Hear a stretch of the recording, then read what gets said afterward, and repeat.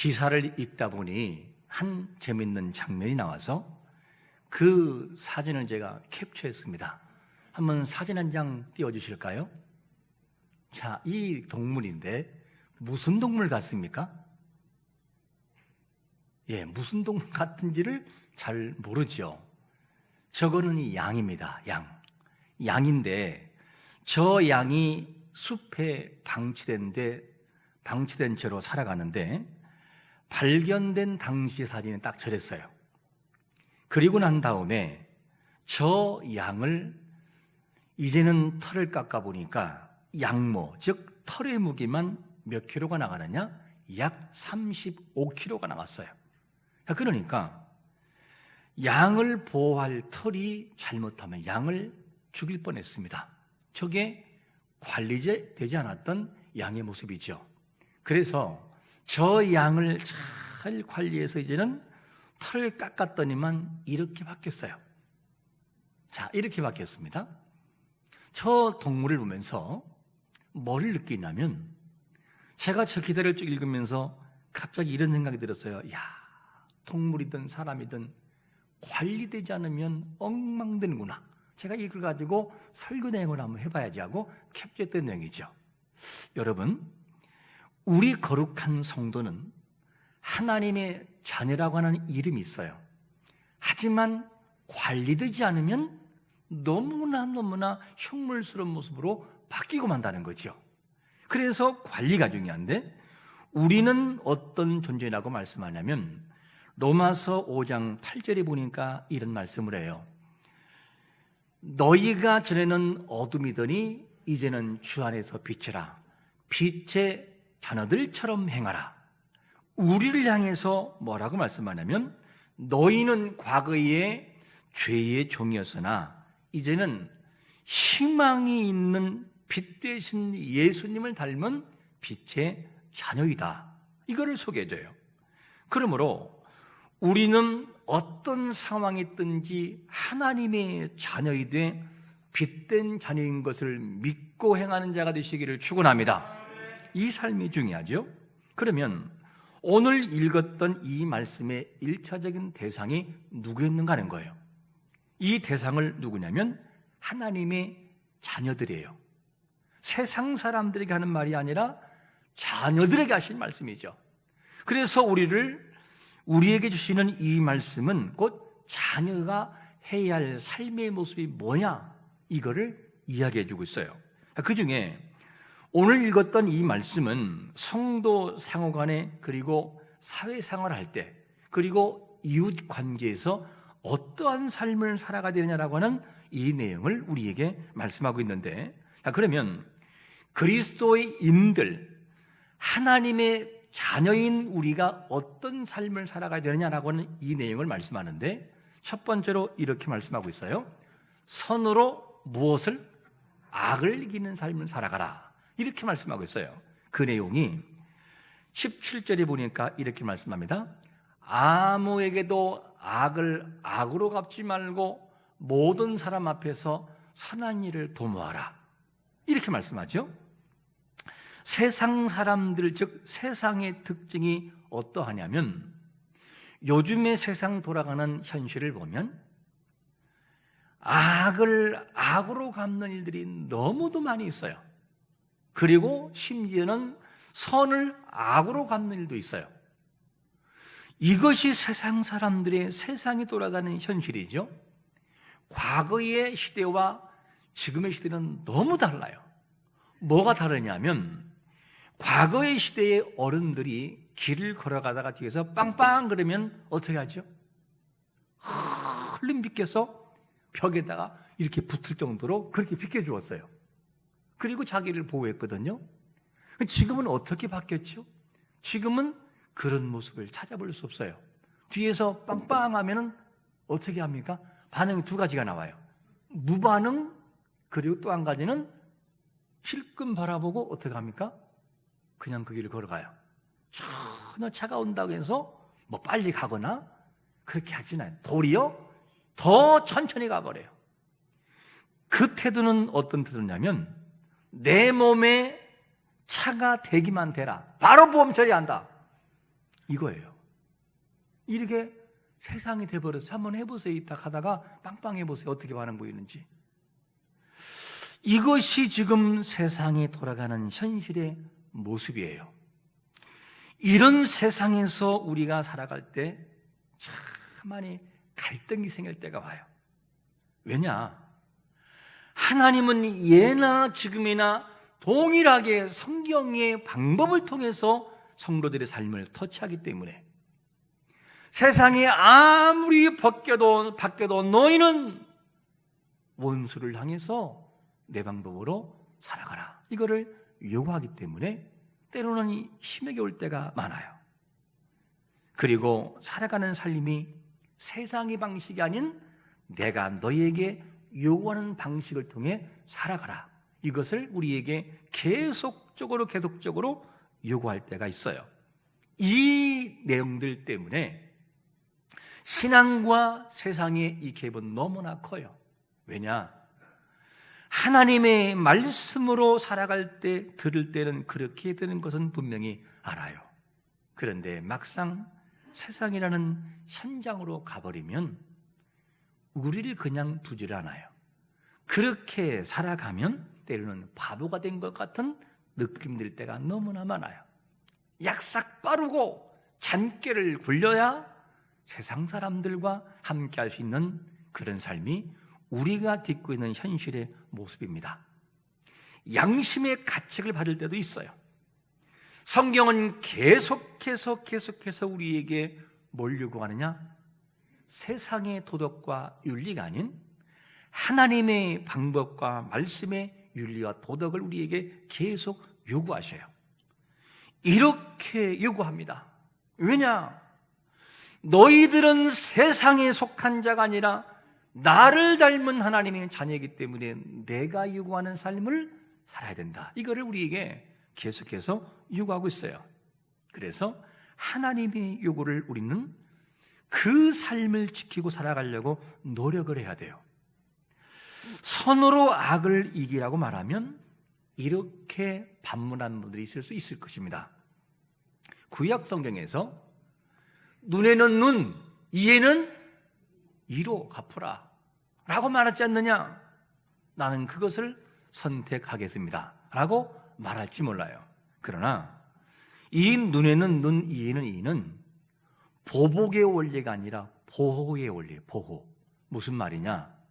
예를 들어서 가지고 힘 있는 자가 약한 자를 어떻게 하느냐? 약한 자에게 피해를 주어요. 내가 힘이 있다고, 내가 뭔가를 가졌다고 약자에게 피해를 끼쳐요. 그러면 뭐 하다가 상대의 이빨 하나 부러뜨렸어요. 그런데 약자를 보호하는 이 말씀이 그에게 적용되면 네가 돈이 있느냐? 네가 그렇게 많이 배웠느냐? 네가 그렇게 많은 것을 소유했느냐? 그러면 너 일로 와라. 이빨 대. 그리고 이빨을 부러뜨린다는 거죠. 이 내용이 적용된다면 가진 자가 약자에게 함부로 할 수 있습니까? 없습니까?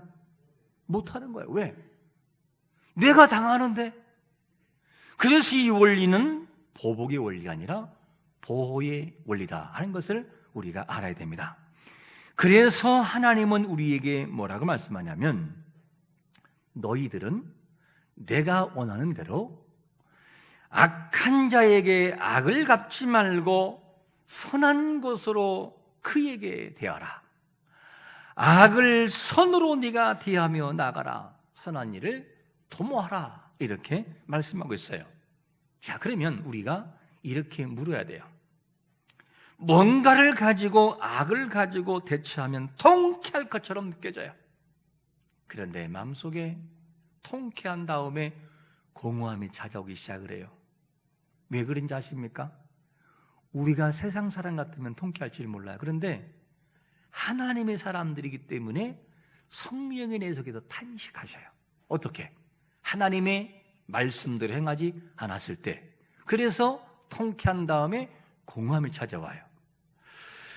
자, 그러면 반대로 내가 힘들고 어렵지만 하나님의 방법을 선택해서 선을 가지고 악을 이기면 어떤 일이 있을까 하는 거예요. 그 힘은 막강한 힘이 나와요. 예를 들어 이런 거죠. 미국의 남부에 제레미라고 하는 청년이 있었습니다. 그런데 이 제레미라는 청년이 굉장히 가난했어요.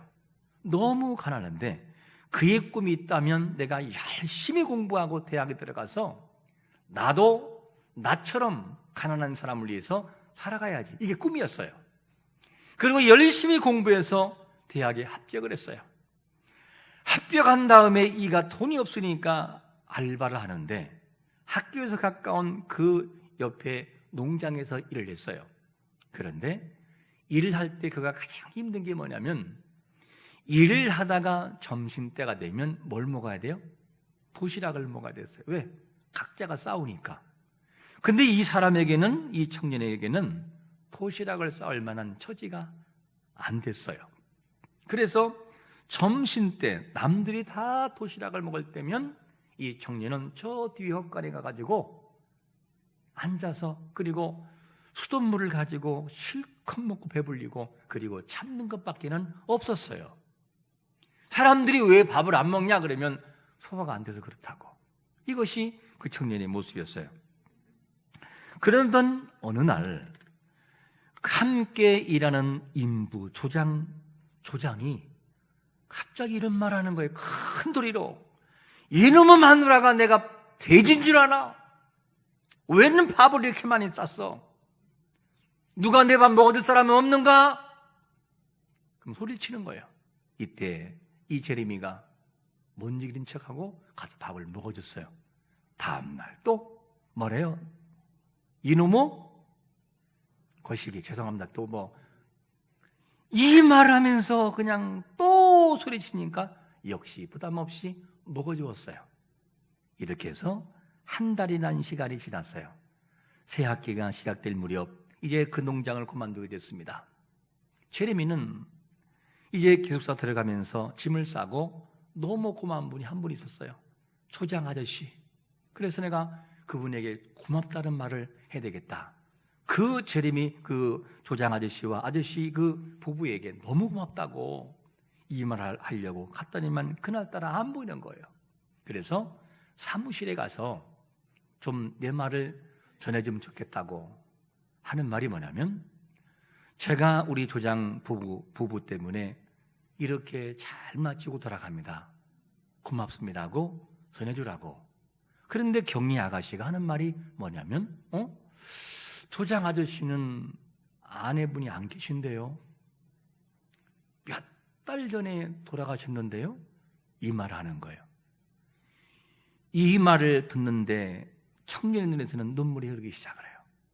알고 보니 청년이 딱한 사정을 알고 조장이 일부러 조장이 그 딱한 사정을 알고 밥을 주어서 먹게 하려는 의도가 있다. 이것 때문에 하염없는 눈물이 나와요. 수많은 말보다 한 번의 깊은 사랑이 상대의 마음을 움직이는 것을 믿으시기를 축원합니다. 오늘 본문에서 우리에게 뭐라고 말하지요? 너는 내 방법으로 선으로 악을 이기라는 거예요. 이거를 요구하고 있어요. 그런데 오늘날 많은 사람들이 그렇게 살다 보니 세상이 그렇다 보니 믿는 사람들조차도 마음에 변질된 모습이 너무나 많아요. 이런 모습이 곧 우리가 살아가는 세상의 모습이라는 거죠. 그래서 하나님은 누구 한 개인뿐만이 아니라 로마서 12장 18절 말씀처럼 할 수 있거든 너희 수는 누구와 모든 사람과 더불어 화목하라 이런 표현을 쓰고 있어요. 이 내용을 보면 주님 너무하지 않아요? 어떻게 모든 사람과 그럴 수 있느냐라고 우리는 반문할 수 있을 거예요. 그런데 우리가 잊지 말 것은 뭐냐면 예수님은 신이기 때문에 가능할지는 몰라도 우리는 부족한 사람이기 때문에 안 됩니다 라고 말할지 몰라요. 하지만 잊지 말 것은 뭐냐면 우리가 잊지 말 것은 예수님이 몰라서가 아니에요. 그거를 예수님 우리의 모든 걸 너무나 잘 아셔요. 히브리서 4장 15절과 16절에서 이런 말씀을 합니다. 우리 한번 현대인 성경으로 같이 읽어볼까요? 시작. 우리 대제사장은 우리의 연약함을 동정할 수 없는 분이 아니십니다. 오히려 그분은 모든 점에서 우리처럼 시험을 받으셨습니다. 그러나 죄는 없으셨습니다. 그러므로 우리는 불쌍히 여기심을 받고 때를 따라 도우시는 은혜를 받기 위하여 담대하게 하나님의 보좌로 가까이 나아갑시다. 이게 뭐냐면 주님이 하신 말씀이에요. 얘들아, 나도 너희처럼 고난을 받아봤다. 내가 완전한 하나님이지만 이론만이 아니라 실제로 이 땅에서 고통받아보고 그 마음을 안다. 그런 마음을 가지고 아시는 그분께서 우리에게 얘들아, 악을 악으로 갚지 말고 악을 선으로 갚아라. 이게 내가 너희에게 원하는 대답이란다. 이것을 말씀하고 있어요. 그러면 이렇게 말할 수 있겠지요. 나에게 그러면 어떡하란 말이냐? 원수가 나에게 다가오는 내가 어떻게 마냥 참고만 있느냐? 어떻게 그럴 수 있느냐? 라고 말할 수 있을 것입니다. 이럴 때의 성경의 대답은 뭐냐면 두 번째로 이렇게 말씀합니다. 내가 하지 말고 누구에게? 나에게 맡겨라. 이 내용이 19절에서 이렇게 말씀하고 있잖아요. 내 사랑하는 자들아, 너희가 친히 원수를 갚지 말고 하나님의 진노하심에 맡기라. 기록되었으되 원수 갚는 것이 내게 있으니 내가 갚으리라. 주께서 말씀하시니라. 아니 이게 뭐냐면 우리는 너무너무 힘에 겨운데 얘야, 네가 하지 말아라. 내가 할 테니까 너는 빠져. 내가 해결할게. 그러면서 우리에게 하나님의 공의에 맡기라는 거죠. 이렇게 말씀하시는 것은 뭐냐면 우리가 완전해서 그렇게 하는 것이 아니라 하나님의 말씀을 믿고 나가면 하나님이 힘을 주실 줄로 믿고 그 길을 걸어가는 것이 성도가 걸어가는 삶이에요. 완전해서 그 길을 행하는 것이 아니라 말씀이기 때문에 행하며 걸어가다 보면 언젠가는 그 길을 행할 수가 있더라는 것이죠. 사람의 일과 하나님의 방법이 다른 게 뭐냐면 이 압살롬이라고 하는 사람이 아버지 다윗을 배반합니다. 그리고 왕궁을 정복해버려요. 왕궁을 정복한 다음에 어떤 일을 자행하냐면 아버지 후궁까지 겁탈하면서까지 자기 왕권을 과시해버려요. 내가 이렇게 강력한 왕이다. 그렇게 자기를 높이고 살다가 어떻게 됩니까? 이렇게 살아가다가 얼마 가지 못해서 쫓기다가 나무 위에 이 머리채가 걸려서 그냥 죽음을 당하고 말아요. 이게 압살롬이에요. 자, 그러면 하나님 방법은 어떨까? 다윗이 궁을 나올 때에 서러운 눈물을 흘리며 나오죠. 너무나 초라하게 나와요. 심지어는 다윗이 그 길을 걸어갈 때 저주를 퍼붓는 신하도 있어요. 돌을 던지는 신하도 있어요. 그때 죽일까요? 아니, 건들지 마. 내 잘못이야. 건들지 마라. 그리고 다 맡겨둬요. 그랬더니만 하나님이 어떻게 하시죠? 그 다윗을 들어 다시 입궁하게 만들어서 이스라엘의 최고의 왕으로 그를 새롭게 그 왕권을 치리하도록 하시는 것을 봅니다. 이게 하나님의 일이에요. 하나님의 방법입니다.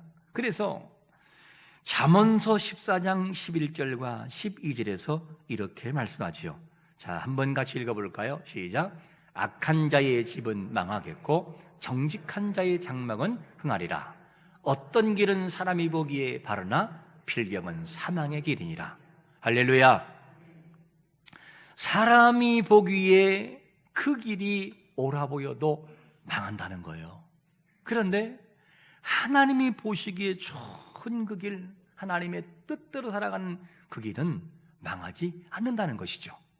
이것을 말씀하고 있어요. 하나님이 기뻐하시지 않는 길은 반드시 망하고야 말아요. 믿음의 사람들이 말씀대로 살아가는 거 그리 쉬운 것만은 아니에요. 때로는 그 속에 눈물이 있고 아픔이 있고 뼈를 깎는 고통이 우리 앞에 있기도 해요. 하지만 하나님의 말씀대로 살아가는 그 길의 결말은 반드시 믿음의 꽃이 기다리고 있음을 믿으시기를 축원합니다. 그런데 성도들이 그 화려한 믿음의 꽃을 발견하기까지 뭘 못하느냐? 기다림, 참음, 인내를 못한다는 거예요. 기다릴 줄을 몰라요. 이것 때문에 너무 힘이 겨워요. 그래서 우리에게 계속해서 너희는 인내하면서 이렇게 살아가라, 이 내용이 로마서 12장 20절에서 이렇게 요구합니다. 네 원수가 줄이거든 먹이고 목마르거든 마시게 하라. 그리함으로 네가 숯불을 그 머리에 쌓아 놓으리라. 숯불이라는 것이 뭐냐라는 말들이 여러 가지 해석이 있지만 쉽게 말씀드리면 하나님께서 그 마음을 움직이든지 부끄럽게 하든지 어떻게 하든지 간에 회개하고 돌이키고 다시 한번 새로운 모습으로 나오도록 만들어 주겠다는 거예요. 어떻게 하면? 네가 내 말씀대로 그 길을 걸어가면, 이렇게 말씀해요. 그러므로 우리는 이 하나님의 방법을 따라서 순종하는 자세가 필요합니다. 사진 한 장 띄워주실까요? 앞에 사진 참으로 예쁜 꽃이에요. 자주색 국화입니다. 이제 꽃몽오리가 막 나오려고 하고 이제 터뜨리려는 순간이 있어요. 손님이 온다라고 해서 아우 저거 어떡하지? 그러면서 저 꽃을 터뜨리기 위해서, 보여주기 위해서 강제적으로 어떤 이 무력의 힘으로 저거를 물리적인 힘으로 벌려버리면 저 꽃은 죽습니까? 삽니까? 반드시 죽고야 말아요. 볼 수 없어요. 성도에게는 기다림이 필요해요. 그런데 가장 약한 것이 또 기다림이에요. 기다리지 못해서 모든 것을 더 망칠 때가 많아요. 우리는 완전하지 못한 존재들이죠. 그런데 우리에게 있는 이름이 뭐냐면 하나님의 자녀라는 거예요. 완전하지 못한 우리에게 너는 나의 자녀야라고 하는 이름을 붙여주었으니 그거를 뗄 수도 없고, 그 자녀라는 이름 때문에 우리는 어쩔 수 없이라도 하나님의 자녀의 그 닮은 모습을 살아내야만 됩니다. 이것이 우리의 과제예요. 세상 사람과는 조금 다르게 살아가야 돼요.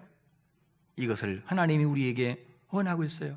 교회에서, 직장에서, 사업 현장에서 자녀의 모습이 나타나야만 돼요. 그게 자녀이니까. 우리는 하나님의 자녀이기 때문에 하나님이 원하시는 삶을 선택해야만 돼요. 어쩔 수 없이 그 길을 걸어가야 돼요. 자녀이기에 선으로 악을 이기라고 하는 이 과제를 해내고야 말아야 돼요. 이게 하나님이 우리에게 원하신 모습입니다. 우리는 이 세상의 길을 걸어갈 때 쉽지만은 않지만 그러나 노력해야 돼요. 그 길을 살아가려고 노력해야 돼요. 악을 악으로 갚으려는 자세가 아니라 악을 선으로 갚는 과정에서 뼈를 깎는 고통을 지불하고 그 노력을 해봐야만 돼요. 하나님이 어떻게 역사하시고 도우신지를 우리는 삶을 통해 체험하고 믿음을 가지고 몸부림을 쳐야 됩니다. 이것이 그리스도의 인들이 살아갈 삶의 모습이라는 거죠. 우리가 한 주 동안 살아가면서 선이라는 신발을 신고 악이라는 산을 정복하여 하나님의 사람이라는 그 모습을 주 앞에 증명해 내고야만은 삶을 살아가시기를 예수 그리스도의 이름으로 축원합니다. 아멘.